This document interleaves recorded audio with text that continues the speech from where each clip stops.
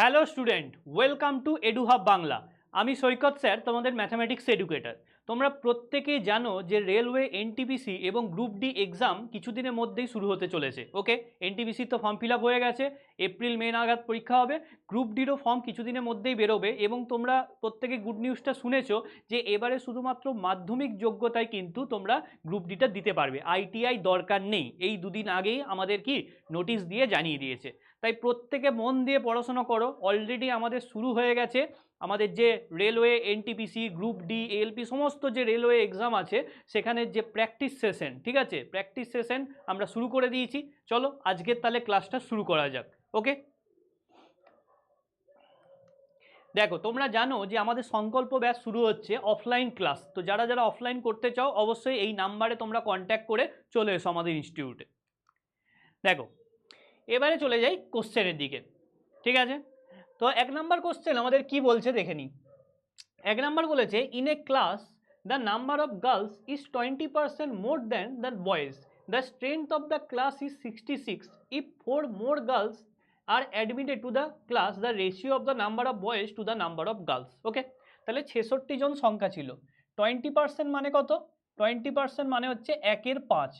এবারে কি বলেছে, the number of girls is 20% more than the boys. তাহলে বয় যদি 5 ইউনিট হয় তাহলে গার্লস আছে কত ইউনিট? গার্লস আছে আমাদের 20% বেশি, তার মানে 6 ইউনিট। ওকে, তাহলে 5:6 রেশিওতে আছে। এবারে টোটাল সংখ্যাটা 66, তাহলে 66 ইন্টু 5/11, বয়েজের সংখ্যাটা পেয়ে যাব 30। আর গার্লসের সংখ্যাটা কত? 66 ইন্টু 6/11, 11টা কী করে এলো? এই 5 + 6 করে দিলাম, ঠিক আছে। রেশিওর এই বেসিক ব্যাপারটা জানো আশা করি প্রত্যেকেই। তাহলে হচ্ছে গার্লসের সংখ্যা হচ্ছে 36। ওকে, এবারে কি জানতে চেয়েছে? The ratio of number of boys to the girls. তাহলে বয় এবং গার্লসের রেশিও কত যদি 4 জন বেশি গার্লস এখানে আরও নতুন করে অ্যাডমিশন নেয়। তাহলে 4 জন বেশি গার্লস অ্যাডমিশন নিলে গার্লসের সংখ্যা কত হয়ে যাবে? গার্লসের সংখ্যা হয়ে যাবে 36 + 4 40। তাহলে বয় এবং গার্লসের রেশিওটা কত হবে? বয় এবং গার্লসের রেশিওটা হবে 30:40। ওকে, 3:4। ওকে, তাহলে আমাদের অ্যান্সার হয়ে যাবে 3:4। এটা 4:3 হয়ে গেছে, এটা 3:4 হবে, ঠিক আছে। এটা উল্টো হয়ে গেছে, গার্লস ইস্টু বয়েজ দিতে গিয়ে বয়েজ ইস্টু গার্লস হয়েছে, ঠিক আছে। এটা একটু কারেকশন করে নিও, এটা 3:4 হবে, ঠিক আছে। ক্লিয়ার প্রত্যেকের? প্রত্যেকে ক্লিয়ার?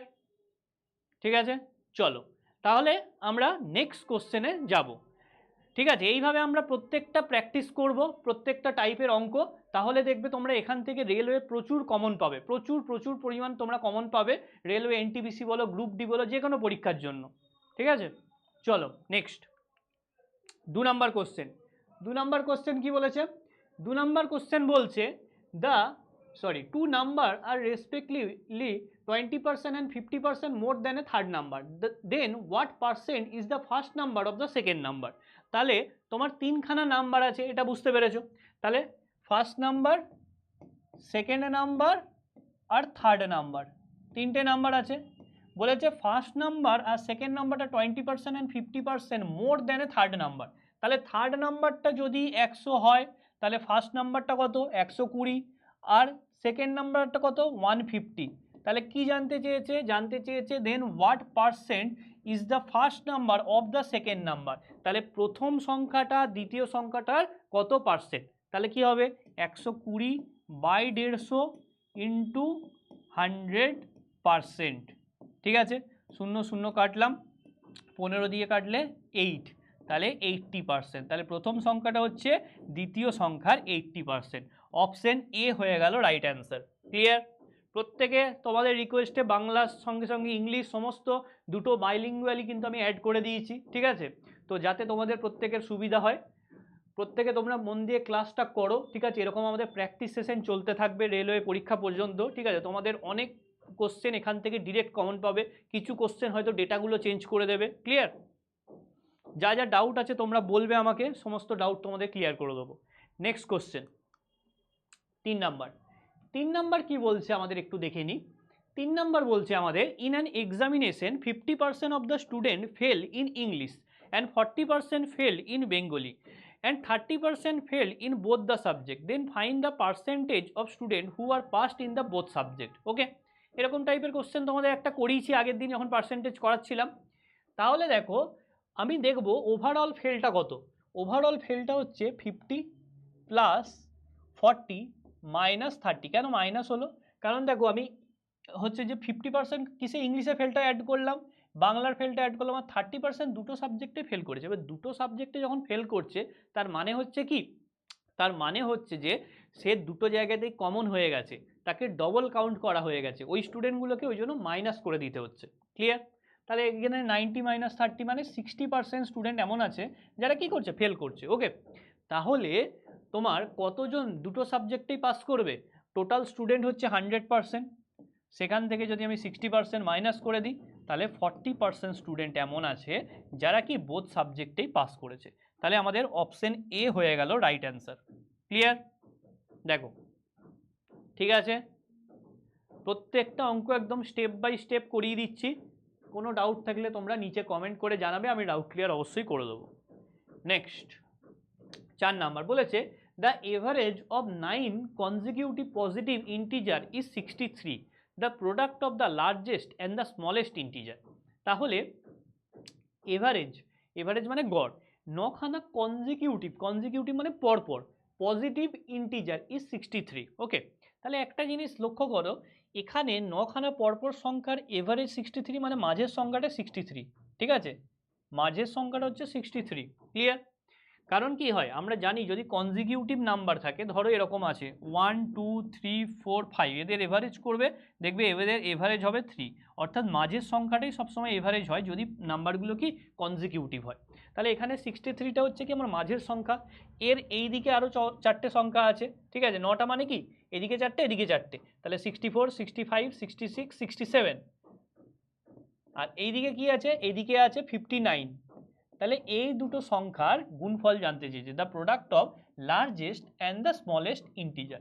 তাহলে 59 ইন্টু 63 করতে, এই 67 করতে হবে, 67 ইন্টু 59, 7 9 63, হাতে রইল 6 54, আর দিকে 60, 5 7 35, হাতে রইল 3 30 33, তাহলে 3953, 3953, 3953 অপশন বি হচ্ছে আমাদের রাইট অ্যান্সার। ঠিক আছে, তাহলে কি বললাম এখানে, এভারেজ যদি তোমাদের কনজিকিউটিভ নাম্বারে বের করতে দেয় সবসময় কি হবে, মাঝের সংখ্যাটা এভারেজ হবে।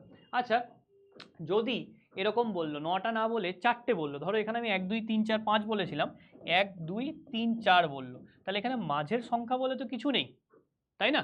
কারণ 5টা থাকলে তার একটা মাঝের সংখ্যা থাকে, অড নাম্বার অফ যদি সংখ্যা থাকে তাহলে মাঝের বলে কিছু হয়, যেহেতু এখানে মাঝের বলে কিছু নেই তাই মাঝের দুটো, এখানে দুটোই মাঝের, তাহলে এদের এভারেজ করতে হবে, 2 এবং 3-এর এভারেজ কত, 2.5, তাহলে 2.5টা হয়ে যাবে আমাদের এই সবকটার এভারেজ।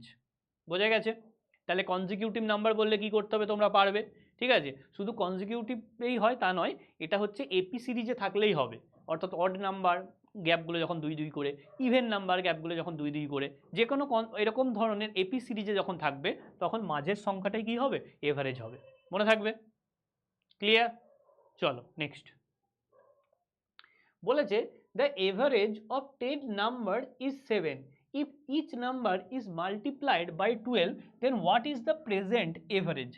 অর্থাৎ 10টা সংখ্যার এভারেজ হচ্ছে 7। ওকে, তাহলে বলেছে if each number is multiplied by 12, প্রত্যেকটা সংখ্যাকে 12 দিয়ে গুণ করা হচ্ছে, তাহলে নতুন এভারেজ কত? তাহলে নতুন এভারেজ হয়ে যাবে 7 ইন্টু 12, 84, অপশন এ। এখানে কি মনে রাখবো আমরা প্রপার্টিটা, প্রপার্টিটা হচ্ছে প্রত্যেকটা সংখ্যার সঙ্গে যা করা হবে এভারেজের সঙ্গে তাই করতে হবে। প্রত্যেকটা সংখ্যার সঙ্গে যদি 5 যোগ করা হয় তাহলে এভারেজকেও 5 দিয়ে যোগ করে দিলে নতুন এভারেজ পেয়ে যাব। প্রত্যেকটা সংখ্যাকে যদি 5 বিয়োগ করা হয় তাহলে এভারেজকেও 5 বিয়োগ করবো এভারেজ থেকে, তাহলে নতুন এভারেজ পাবো। প্রত্যেকটা সংখ্যাকে যদি ধরো 10 দিয়ে ভাগ করা হচ্ছে তাহলে এভারেজকেও 10 দিয়ে ভাগ করতে হবে। প্রত্যেকটা সংখ্যাকে যদি 12 দিয়ে গুণ করা হয় তাহলে এভারেজকেও 12 দিয়ে গুণ করতে হবে, সেটাই হয়ে যাবে আমাদের নতুন এভারেজ। ঠিক আছে, তাহলে এই টাইপটা প্রত্যেকের মনে থাকবে, ডিরেক্ট অ্যান্সার করতে পারবে। ক্লিয়ার?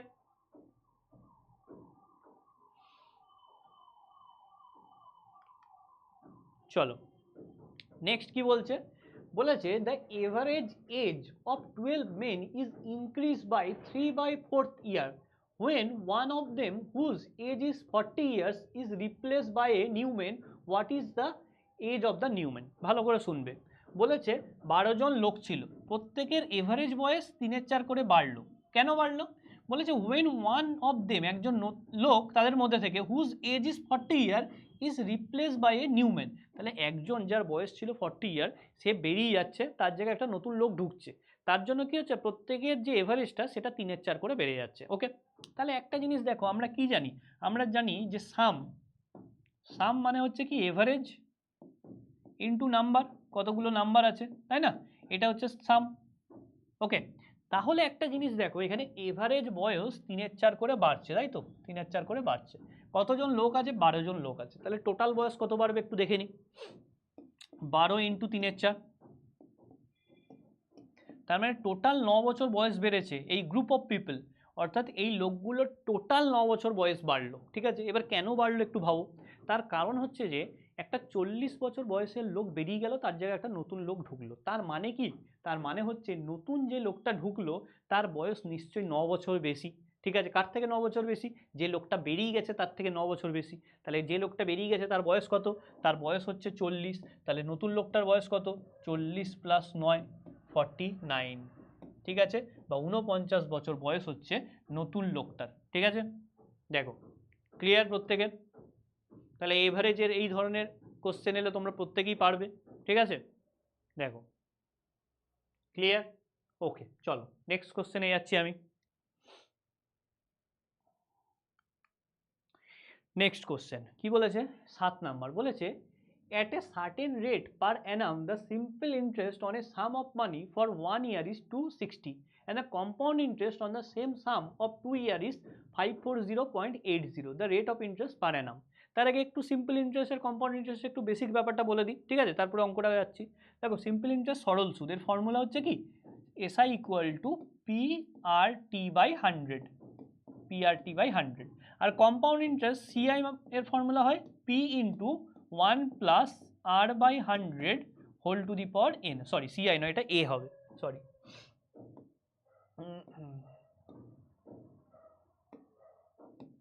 এটা A মানে কি?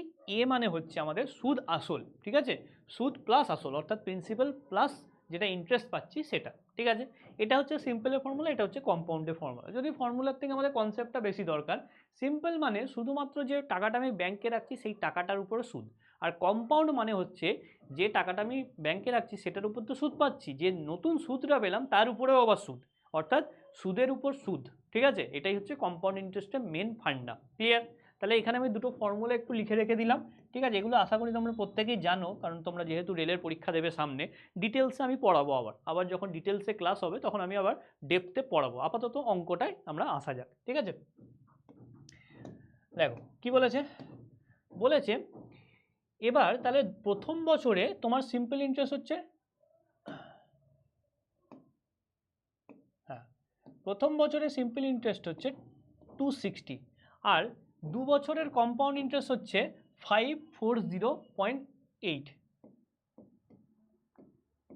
আচ্ছা, 1 বছরের সিম্পল ইন্টারেস্ট 260 টাকা হলে 2 বছরের সিম্পল ইন্টারেস্ট কত?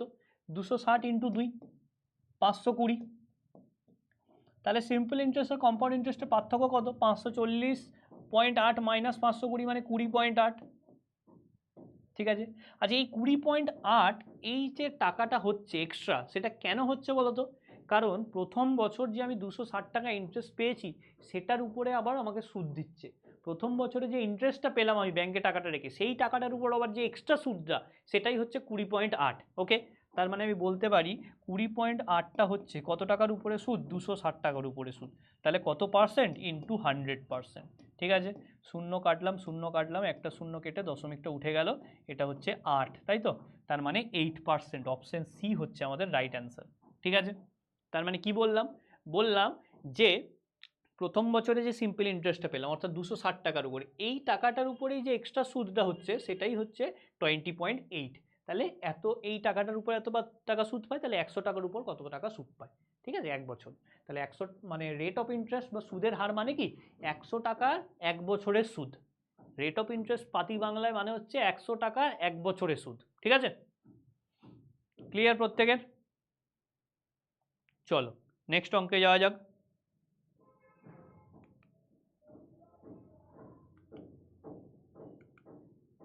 দেখো আমাদের নতুন ব্যাচ আসছে, ঠিক আছে, তো এই ব্যাচে তোমরা জয়েন হতে পারো, সমস্ত ফোন নাম্বার দেওয়া আছে, অফলাইন ব্যাচ, ঠিক আছে, তোমরা ডিটেলসটা ফোন করে জেনে নিও।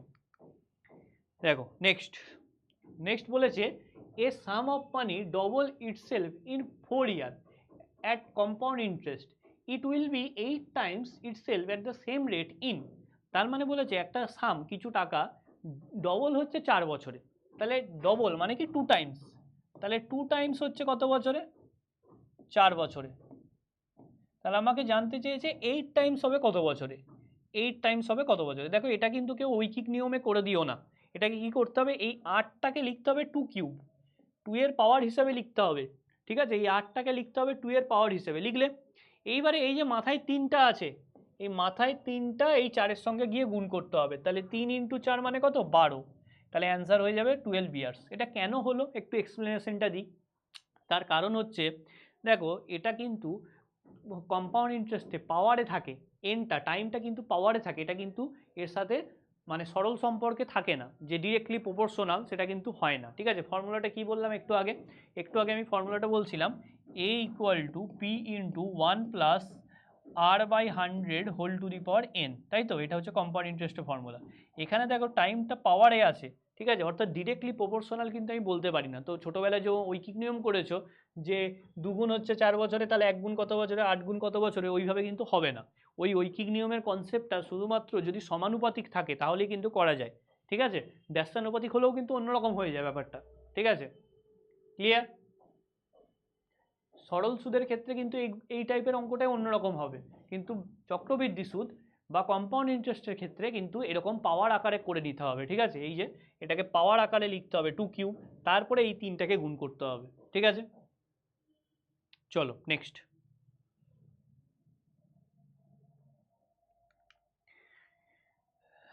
9 কি বলেছে, a certain sum of money become 625/256 times of itself in 1 year, then find the rate of interest per annum if the interest is compounded quarterly. তাহলে কম্পাউন্ড হচ্ছে কোয়ার্টারলি, ঠিক আছে, খুব ভালো অঙ্ক, ঠিক আছে। আচ্ছা তার আগে তোমরা একটু বলো যে কোয়ার্টারলি মানে কি। কোয়ার্টারলি মানে হচ্ছে তোমার একটা বছরের 1/4 অংশ, মানে 3 মাস করে করে, ঠিক আছে, কোয়ার্টারলি মানে 1/4 অংশ, ঠিক আছে। আচ্ছা এবারে এইটা কি বলেছে, সাম অফ মানি বিকাম 625/256 টাইমস, অর্থাৎ প্রিন্সিপালটা যদি 256 হয় তাহলে অ্যামাউন্টটা কত হচ্ছে, অ্যামাউন্ট হচ্ছে 625, তাহলে প্রিন্সিপাল এবং অ্যামাউন্টের রেশিও হচ্ছে 256:625, ঠিক আছে। আচ্ছা এটা 1 বছরেই হচ্ছে, কিন্তু কি ঘটনা হচ্ছে, এটা দেখো বলেছে এটা হচ্ছে কোয়ার্টারলি, কিন্তু এটা ঠিক আছে কম্পাউন্ডেড কোয়ার্টারলি, তার মানে 1 বছরে 4 বার কম্পাউন্ডেড হচ্ছে টাকাটা, ঠিক আছে। তাহলে এইটা 1 বছরের রেশিওটা, এটা 1 ইয়ারের রেশিও, তাহলে 1 কোয়ার্টারের রেশিও কত, 4th root of 256/4th root of 625, ঠিক আছে, 4th রুট, ঠিক আছে। কারণ কি আমরা 1 বছর থেকে একটা কোয়ার্টারে আসছি, ঠিক আছে, কারণ একটা বছরে কটা, 4টে কোয়ার্টার আছে, তাহলে 4th রুট হবে। আর যদি একটা কোয়ার্টার থেকে একটা বছরে যাই তাহলে তোমার টু দি পাওয়ার 4 হয়ে যাবে, ঠিক আছে, পাওয়ারে 4 হবে, এটা আশা করি প্রত্যেকেই জানো, ঠিক আছে। তাহলে এদের রেশিওটা কত হচ্ছে, এটা 4:5, ঠিক আছে। তাহলে 4:5 হচ্ছে প্রিন্সিপাল এবং অ্যামাউন্টের রেশিও। তাহলে ইন্টারেস্টটা কত, ইন্টারেস্ট হচ্ছে 1 ইউনিট, 4 থেকে 5 হচ্ছে 1 ইউনিট যেটা পাচ্ছি। যদি 4 তোমার প্রিন্সিপাল হয় আর 5 যদি অ্যামাউন্ট হয় তাহলে কম্পাউন্ড ইন্টারেস্ট কত, কম্পাউন্ড ইন্টারেস্ট সিআই মানে হচ্ছে কি অ্যামাউন্ট মাইনাস প্রিন্সিপাল, সুদ আসল মাইনাস যে আসল সেটাই হচ্ছে আমাদের সুদটা, তাহলে আমাদের তোমার সুদটা হচ্ছে 1 ইউনিট, ঠিক আছে। তাহলে সুদের হার বা রেট অফ ইন্টারেস্ট মানে কত, 1/4 ইন্টু 100%, ঠিক আছে, তার মানে 25%। এটা কিন্তু অ্যান্সার নয়, 25% কিন্তু অ্যান্সার নয়, এখানে কিন্তু অপশানে 25% আছে, কেউ যদি ভুল করে 25%-এর দাগ দিয়ে দাও কিন্তু ভুল হয়ে যাবে সঙ্গে সঙ্গে, ঠিক আছে। এরা কিন্তু এই অঙ্কটা খুব ট্রিকি অঙ্ক, এটা কিন্তু একটা কোয়ার্টারের ইন্টারেস্ট, একটা কোয়ার্টারের রেট অফ ইন্টারেস্ট আমাকে জানতে কি চেয়েছে, then find the rate of interest per annum, বাৎসরিক সুদের হার জানতে চেয়েছে। এটা হচ্ছে এক একটা কোয়ার্টারের রেট অফ ইন্টারেস্ট, কটা কোয়ার্টার আছে 1 বছরে, 4টে কোয়ার্টার আছে, তাহলে বাৎসরিক সুদের হার কত, 25 × 4 100%, অর্থাৎ 100% হচ্ছে আমার বাৎসরিক সুদের হার, ক্লিয়ার। অপশন ডি হচ্ছে রাইট অ্যান্সার। এই অঙ্কটা ভেরি ভেরি ইম্পর্টেন্ট অঙ্ক, রেলওয়ে সিজিএল যে কোনো পরীক্ষাতে আসে এই অঙ্কটা, ঠিক আছে? এই টাইপের অঙ্ক খুব আসে কম্পাউন্ড ইন্টারেস্ট থেকে। দেখো ক্লিয়ার? দেখো বোঝা গেছে আশা করি প্রত্যেকের। চলো নেক্সট কোশ্চেনে যাচ্ছি। বলেছে কি, বলেছে the some of 3 number is 98 if the ratio of first to the second is 2:3 and that of second to the third হচ্ছে 5:8, দেন দ্য থার্ড নাম্বার ইজ, ঠিক আছে? তাহলে থার্ড নাম্বারটা কত? এটা আমি ডিরেক্ট অ্যান্সার করতে পারি, অপশন ডি হবে, ঠিক আছে? ডিরেক্ট অ্যান্সার করতে পারি, অপশন ডি হবে। কেন? কেন? এখানে দেখো রেশিওতে থার্ড নাম্বার রেশিওটা আছে 8 ইউনিট, তাহলে থার্ড নাম্বারটা সবসময় 8-এর মাল্টিপেল হবে। বাকি কোনো অপশনগুলি দেখো 8-এর মাল্টিপেল, একমাত্র অপশন ডিটা, ঠিক আছে? দেখো অঙ্ক করতে লাগে না, ঠিক আছে? শর্ট ট্রিক জানলে অঙ্ক করতে লাগবে না। এবার দেখো নর্মাল প্রসেসে দেখাচ্ছি। নর্মাল প্রসেসে হচ্ছে যে আমার 2:3 হচ্ছে প্রথম এবং দ্বিতীয় রেশিও, আর দ্বিতীয় এবং তৃতীয় রেশিও হচ্ছে কত? 5:8। তাহলে এদেরকে রেশিও অ্যাডজাস্ট করলে এটাকে 5 দিয়ে গুণ করব, আর এটাকে কী করব? 3 দিয়ে গুণ করব। তাহলে এটা হচ্ছে কত? 10:15:24, ঠিক আছে? তাহলে থার্ড নাম্বারটা কত হবে? 98 × 24 বাই 10 + 15 25 + 24 মানে হচ্ছে 49। 49 দিয়ে এটাকে কাটবো 2, 24 × 2 48। তাহলে দেখো কতক্ষণ টাইম লাগলো। আমি কি করলাম? আমি করলাম যে তৃতীয় সংখ্যাটার যেটা রেশিওটা সেটা 8 ইউনিট, তার মানে তৃতীয় সংখ্যাটা 8-এর একটা গুণিতক হবে। অপশানে আর দেখছি 8-এর গুণিতক নেই, তাহলে 8-এর গুণিতক একমাত্র 48, ডিরেক্ট অপশান কারেক্ট করব, ঠিক আছে? তাহলে এই তোমাদের শর্ট ট্রিকগুলো শিখতে হবে, এই প্রসেসগুলো শিখতে হবে, তবে টাইমের মধ্যে অঙ্ক করতে পারবে। তোমরা অনেকেই বলো না যে অঙ্ক জানি বাড়িতে পাচ্ছি কিন্তু পরীক্ষার হলে পাচ্ছি না, তার কারণে এই শর্ট ট্রিকগুলো শেখোনি, ঠিক আছে? এগুলো শিখতে হবে। দেখো নেক্সট বলছে 1 cup has juice and water in the ratio 5:2, while another cup of the same capacity have them in the ratio 7:4 respectively. If the contents of both the cup are poured in a vessel, then that will the final ratio of water to the juice in the vessel. খুব ভালো অঙ্ক। তাহলে প্রথম ভেসেলে তোমার juice এবং ওয়াটারের ratio আছে 5:2, আর দ্বিতীয়টাতে ratio হচ্ছে 7:4। এবার দেখো আমাকে রেশিওটাকে অ্যাডজাস্ট করতে হবে। কী করে অ্যাডজাস্ট করব? এখানে একটা কথা বলে দিয়েছে এদের ক্যাপাসিটিটা সেম, তাহলে এদের ক্যাপাসিটিটা সেম, তাহলে প্রথমটার ক্যাপাসিটি কত? 5 + 2, দেখো 5 + 2 7, আর দ্বিতীয়টা ক্যাপাসিটি হচ্ছে 7 + 4 11। তাহলে দুটোর ক্যাপাসিটি কি সেম আছে? নেই, দুটোর ক্যাপাসিটি আমাদের সেম নেই, কিন্তু কোশ্চেনে বলে দিয়েছে দুটোর ক্যাপাসিটি সেম, তাহলে দুটোর ক্যাপাসিটিকে সেম করতে হবে। তাহলে 7 আর 11কে সেম করতে গেলে কি করতে হবে? 7কে 11 দিয়ে গুণ করব, আর 11কে 7 দিয়ে গুণ করব, ঠিক আছে? তাহলে এটাকে 11 দিয়ে গুণ করলাম, এটাকে 7 দিয়ে গুণ করলাম, তাহলে এটাকে 11 দিয়ে গুণ করলে রেশিওটা কত হবে? রেশিওটা হয়ে যাবে 55:22। এবার দেখো রেশিওর দু সাইডেই যদি একই নাম্বার দিয়ে গুণ করে রেশিওর কোনো চেঞ্জ হয় না, কারণ এদিকে আবার 11 দিয়ে কাটলে আবার 5:2 চলে আসে, তাই আমি যা খুশি দিয়ে গুণ করতে পারি। শুধু একটা জিনিস খেয়াল রাখবে, দুটো সংখ্যাকেই যেন গুণটা করো, ঠিক আছে? আর এটাকে 7 দিয়ে গুণ করলে কত হবে? 49:28। এবারে বলেছে এদেরকে মিশিয়ে দিচ্ছি, তাহলে কি হবে?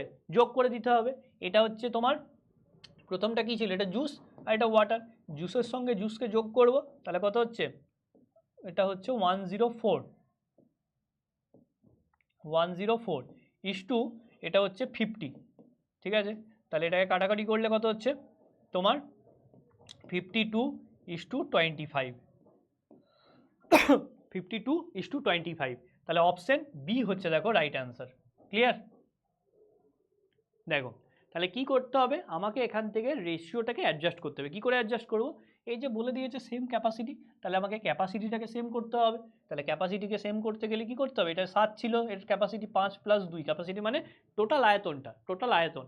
এটা জুস ছিল হচ্ছে 5 unit, water 2 unit, total 7 unit. তাহলে এটাকে 11 দিয়ে গুণ করব, আর এটাকে 7 দিয়ে গুণ করব, তাহলে দুটোরই দেখো 77 করে হয়ে গেছে ক্যাপাসিটি। এবার আমি যোগ করতে পারি, তার আগে পর্যন্ত কিন্তু যোগ করলে অঙ্কটা ভুল হয়ে যাবে, ঠিক আছে? দেখো ক্লিয়ার প্রত্যেকের? ঠিক আছে, চলো নেক্সট নাম্বার 12 কি বলেছে? বলেছে how many KG of salt 6.30 per kg must a man mixed with 35 kg of salt at 3.60 per kg so that he may on selling the mixture at 6 per kg gain 25%। খুব ভালো অঙ্ক। তাহলে বলেছে 6 টাকা 30 পয়সা একটা কেজি আছে, ঠিক আছে, একরকম নুন, আর এক রকম নুন আছে 3 টাকা 60 পয়সা। এই নুনটার কত কেজির সাথে এই নুনটার 35 কেজি মিক্স করে সেটাকে যদি বিক্রি করা হয় 6 টাকায় তাহলে 25% প্রফিট হবে। তাহলে একটা জিনিস প্রথমে ভাবো, এটা তো অ্যালিগেশন দিয়ে করব, সেটা ঠিক আছে, বুঝতেই পেরে গেছি। এর একটা প্রাইস, এদিকে একটা প্রাইস, আর ওভারঅল প্রাইস, ঠিক আছে, অ্যালিগেশন দিয়ে করব। কিন্তু অ্যালিগেশন দিয়ে করার আগে একটা জিনিস ভাবো, এই দুটো কিন্তু কস্ট প্রাইস, এটা সিপি এটাও সিপি, এটা কিন্তু এসপি, তাহলে এদের কিন্তু অ্যালিগেশন করা যাবে না, এটাকেও সিপিতে আনতে হবে, এটাকেও কস্ট প্রাইসে আনতে হবে, ঠিক আছে। তাহলে 25% গেন হচ্ছে, প্রফিট হচ্ছে যদি 6 টাকায় বিক্রি করা হয়, তাহলে কস্ট প্রাইস কত হবে চলো দেখি। সিপি ইন্টু 125/100 মানেই হচ্ছে 6 টাকা, তাই তো, 25% প্রফিট হচ্ছে কস্ট প্রাইসের উপর, তাহলে 5/4 মানে হচ্ছে সিপি, তাহলে সিপি ইকুয়াল টু 24/5 মানে হচ্ছে কত 4.8, তাহলে কস্ট প্রাইস হচ্ছে 4.8। এইবার আমি অ্যালিগেশন লাগাতে পারি। প্রথম রকম নুনের দাম ছিল 6 টাকা 30 পয়সা 6.3, দ্বিতীয় রকমের হচ্ছে 3 টাকা 60 পয়সা, আর মাঝখানেরটা হচ্ছে 4.8। সব পয়েন্টগুলোকে তুলে দাও, দরকার নেই পয়েন্টের, সবগুলোই একই পয়েন্ট আছে, কোনাকুনি বিয়োগ করো, তাহলে হচ্ছে 63 - 48 মানে হচ্ছে 15, আর এদিকে 48 - 36 মানে হচ্ছে 12। এটা কি করলাম আমরা, অ্যালিগেশন মেথড ইউজ করলাম। অ্যালিগেশন প্রত্যেকে শিখেছো, অ্যালিগেশন ডিটেলসে যখন পড়াবো আরও ডিটেলসে পড়াবো। অ্যালিগেশন মেথড ইউজ করলাম, একরকম নুনের দাম অন্য রকম নুনের দাম, আর দুটোকে মেশানোর পরে যেটা হবে সেটার দাম, ঠিক আছে। এবার এদের রেশিওটা কত হচ্ছে কাটাকুটি করলে তোমার 4:5, ঠিক আছে। এবার দেখো এই যে রেশিওটা পেলাম, এটা কিসের রেশিও, এটা হচ্ছে নুনের পরিমাণের রেশিও, এটা কিন্তু দামের রেশিও নয়। অ্যালিগেশন করলাম কিন্তু দামের উপরে, ঠিক আছে, প্রাইসের উপরে, কিন্তু যে রেশিওটা পেলাম সেটা কিন্তু পরিমাণ বা কোয়ান্টিটির রেশিও, এই জিনিসটা খেয়াল রাখবে, ঠিক আছে। আচ্ছা, তাহলে দ্বিতীয় প্রকার নুন আছে কত 35 কেজি, তাহলে আমি বলতে পারি 5 ইউনিট মানেই হচ্ছে 35 কেজি। তাহলে দেখো 5-এর সঙ্গে 7 গুণ করলে 35, তাহলে 4-এর সঙ্গে যদি 7 গুণ করি তাহলে কত হবে 28 কেজি। তাহলে প্রথম প্রকার নুন ছিল 28 কেজি, ঠিক আছে। তাহলে আমার অ্যান্সার হলো অপশন ডি রাইট অ্যান্সার, ঠিক আছে, অপশন ডি হচ্ছে রাইট অ্যান্সার। ক্লিয়ার? দেখো আরেকবার বলছি, আরেকবার একটু ধীরে সুস্থে বলছি। দেখো অঙ্কগুলো এই স্পিডে, মানে এর থেকেও স্পিডে করতে হবে, ঠিক আছে, তোমাকে 1 মিনিটের মধ্যে নামাতে হবে এই অঙ্কগুলো, না হলে কিন্তু এনটিপিসি হওয়ার চাপ আছে, ঠিক আছে, টাইম কিন্তু খুব বেশি নেই। দেখো বলেছে প্রথম প্রকার নুন কত কেজি ছিল জানি না, যেটার দাম ছিল 6.3, আর দ্বিতীয় প্রকার নুন আছে 35 কেজি, তার দাম হচ্ছে 3.6, ঠিক আছে। এদেরকে মিশিয়ে দিচ্ছি, যে মিশ্রণটা তৈরি হচ্ছে তাকে আমি 6 টাকা কেজি ধরে বিক্রি করলে দেখছি 25% প্রফিট হচ্ছে। তাহলে এখানে কিন্তু প্রফিট অ্যান্ড লস আর মিক্সচার অ্যালিগেশন মিশিয়ে দিয়েছে, এটা হচ্ছে সেলিং প্রাইস। তাহলে আমি বের করব মেশানোর পরে কস্ট প্রাইস কত, মেশানোর পরে কি কস্ট প্রাইস কত, আমি ধরে নিচ্ছি কস্ট প্রাইস জানি না, তার 25% প্রফিট মানে 125/100 সমানই 6 টাকা, ঠিক আছে। তাহলে সেখান থেকে কস্ট প্রাইস পাচ্ছি 4.8, সেই কস্ট প্রাইসটাই মাঝখানে বসিয়ে দিচ্ছি, দিয়ে অ্যালিগেশন মারলাম, ঠিক আছে, অ্যালিগেশন হলো। তাহলে যে রেশিওটা পাবো সেটাই হচ্ছে কি, সেই রেশিওটা হচ্ছে আমার দুই প্রকার নুনের কোয়ান্টিটি বা পরিমাণের রেশিও, সেটা দেখছি 4:5। এবার তাহলে 5 ইউনিট মানে 35 কেজি, কারণ দ্বিতীয় প্রকার নুন আছে 35 কেজি, তাহলে 4 ইউনিট মানে কত, 4 ইউনিট মানে 28 কেজি, তাহলে প্রথম প্রকার নুন ছিল 28 কেজি, ঠিক আছে। তাহলে আজকে তোমাদের এতগুলো অঙ্ক আমি প্র্যাকটিস করালাম, ঠিক আছে, প্রত্যেকটা ভেরি ভেরি ইম্পর্টেন্ট অঙ্ক, ঠিক আছে। তোমরা এই অঙ্কগুলো ফলো করো, দেখবে এক্সামে অনেক কমন পাবে। এই প্রসেসগুলো দেখো, শর্ট ট্রিক কীভাবে ইউজ করছি দেখো, এগুলোকে বারবার প্র্যাকটিস করো। আমাদের ডেলি এখন এই সিরিজটা চলবে, তোমরা রেগুলার এই টাইমে চলে আসবে, সোম থেকে শুক্র 11টার সময় এবং শনি এবং রবি 1টার সময়, এই টাইমে আমার ক্লাস হয়। তোমরা প্রত্যেকে চলে আসবে, ক্লাসগুলো বন্ধুদের সাথে শেয়ার করে নিও, আর চ্যানেলটাকে অবশ্যই সাবস্ক্রাইব করে দিও। Thanks for watching.